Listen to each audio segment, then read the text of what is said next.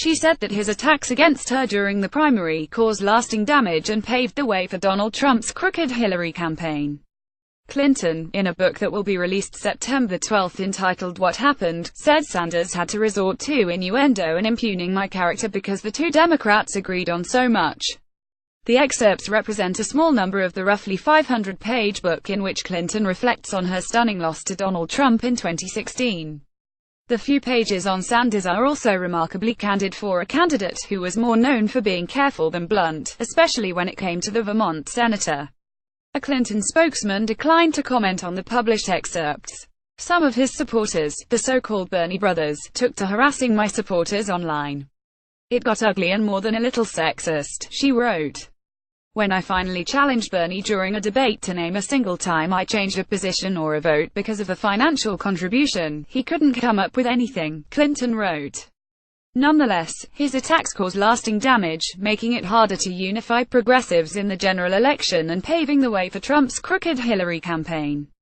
The excerpts were first posted by a pro-Clinton Twitter account and by a user on a Clinton Super Volunteer Facebook page. She says a lot in this book, and some of it is going to surprise people.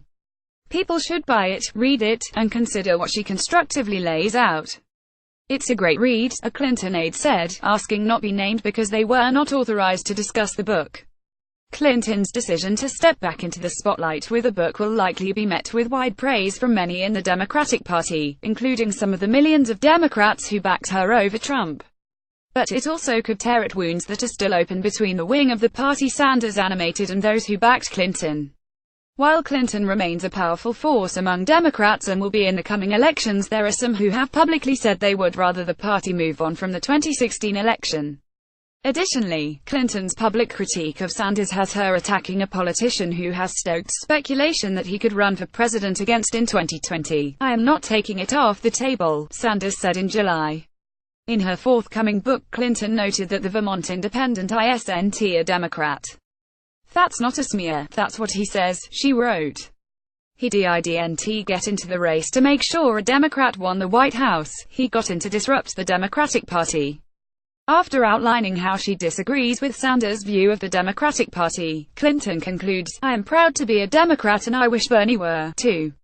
Clinton wrote that President Barack Obama counseled her to grit my teeth and lay off Bernie as much as I could, according to the excerpts.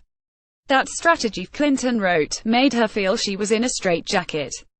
She noted that Jake Sullivan, her top policy aide, told her that Sanders' campaign strategy reminded him of a scene from the movie There's Something About Mary, where a hitchhiker says he has a plan to roll out 7-minute abs to top the famous 8-minute abs. Why not 6-minute abs? Ben Stiller's character asks. Clinton wrote that's what it was like in policy debates with Bernie.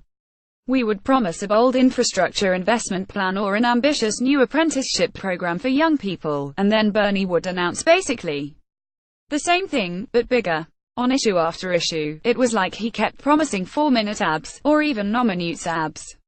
Magic abs.